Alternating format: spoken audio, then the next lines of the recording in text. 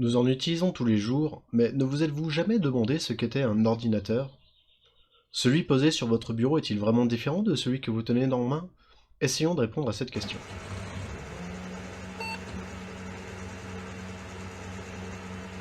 C'est toujours moins fatigant de faire à quelqu'un d'autre ce que l'on doit faire soi-même.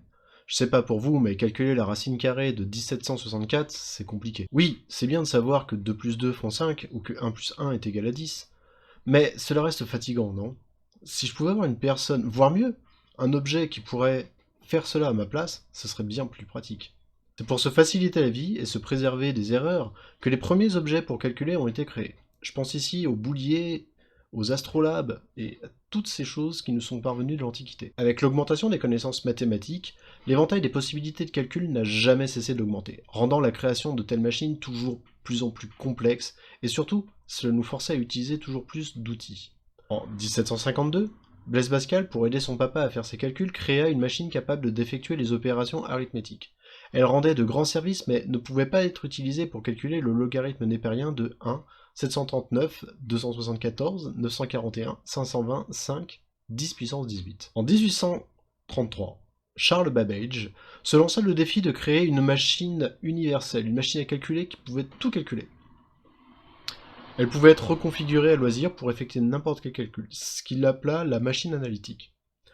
Cependant, bien qu'il ait pu réaliser un premier prototype, il manqua de fonds pour pouvoir réaliser la machine dans son intégralité. On ne parle pas d'un 2048 ou d'un Minecraft, mais il est bon de rappeler que l'un des premiers êtres humains à avoir conceptualisé un ensemble d'instructions, de commandes mis bout à bout pour réaliser une tâche fut une femme, Ada Lovelace. Voici l'un des premiers programmes qu'elle ait créé, calculant le nombre de Bernoulli. Elle nous laissa comme héritage un nom, son nom, pour un langage de programmation qui était nommé Ada. Alors, bien que les premières pierres furent posées, calcul, programmation, au mieux c'était de superbes machines à calculer, aidées par un système de stockage issu du métier à tisser. Car oui, la tapisserie qui se cache dans la maison de votre grand-mère, ou celle que vous pouvez admirer dans un musée ou un château, eh bien, c'est aussi une contribution à la création de l'ordinateur. Car si calculer est important, il faut aussi des données. Cela peut prendre beaucoup de temps pour saisir des millions et des millions et des millions d'instructions. Et le faire à chaque fois qu'on veut faire un nouveau calcul, c'est très fatigant.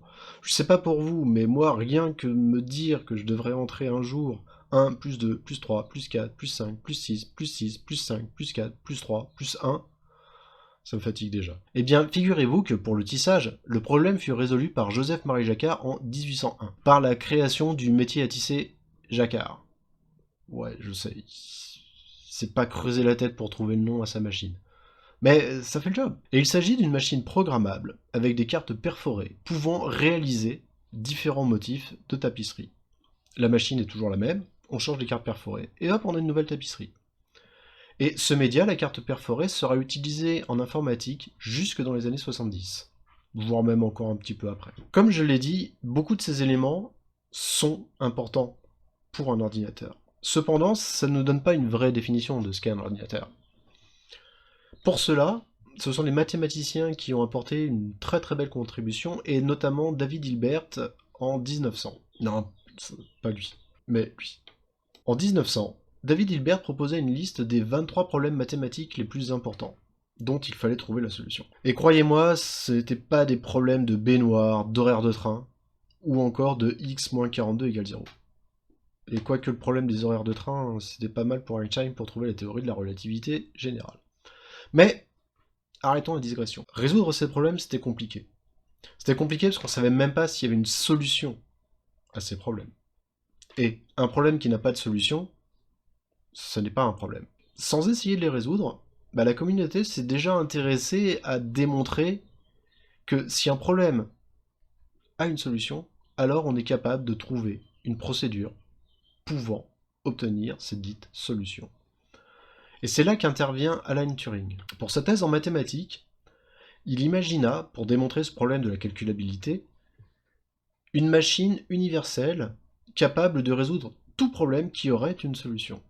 C'est ce qu'on appelle la machine de Turing universelle, et c'est l'objet mathématique derrière l'ordinateur. C'est donc une bonne définition, et on pourrait dire un ordinateur est une machine de Turing universelle. Alors, voici une machine de Turing, telle qu'il l'avait imaginée. C'est un long ruban qui comporte un lecteur. Ce lecteur va pouvoir lire les instructions. C'est une machine à état qui va pouvoir avancer, reculer la lecture de ce ruban, et donc exécuter à peu près n'importe quoi. Je vous invite à aller sur internet et à regarder les machines de Turing, vous pouvez voir, il y a des choses extraordinaires. On est capable de les faire avec tout et n'importe quoi, des Lego, mais y compris des fois des machines de Turing qui font des machines de Turing, qui font des machines de Turing, qui font des machines de Turing, qui font des machines... Ok, j'arrête là. L'ordinateur, tel que nous le connaissons aujourd'hui, a été imaginé par John von Neumann. Il proposa l'architecture d'un ordinateur. Il parlait de machine à calculer à programme enregistré, c'est-à-dire un appareil capable d'effectuer des calculs dont les instructions sont contenues dans une mémoire séparée. Vous avez ici la représentation schématique de tous les ordinateurs que nous utilisons aujourd'hui. Vous pouvez y voir le processeur, qui est l'unité de contrôle et l'unité arithmétique et l'unité logique, la mémoire, le disque dur, votre clavier, souris, doigt, voix, caméra. Ça, ce sont les entrées, l'écran, l'imprimante, la carte son, les sorties. Et merci à toutes ces personnes car elles ont contribué à la création des premiers ordinateurs. Nous avons le Colossus, qui a été utilisé pendant la Seconde Guerre mondiale pour décrypter les messages de la machine Enigma, et bien que n'étant pas Turing complet, il était quand même d'une certaine façon reprogrammable, il fallait juste changer les interrupteurs de place. Et quand je dis juste changer, enfin voilà, c'est un vrai travail. Nous avons l'ENIAC. L'ENIAC qui, un peu plus tard, deviendra une machine Turing complète, mais qui au départ a été utilisée pour calculer les trajectoires balistiques des obus. Toujours un petit peu grâce à la guerre. Et puis celui-ci que j'aime beaucoup qui s'appelle The Baby, qui est l'un des premiers à avoir un véritable écran. En son centre, la petite bille au milieu, ça c'est l'écran. Ça devait être marrant. Mais alors, c'est quoi un ordinateur? Eh ben un ordinateur, c'est une machine capable de résoudre tout problème calculable à l'aide d'instructions fournies via un média. Quant au mot ordinateur, il fut inventé par IBM France en 1955. En fait, ils ont demandé au professeur de lettres Jacques Perret de trouver un mot et lui proposa un mot composé centré autour de ordonnateur, celui qui met en ordre.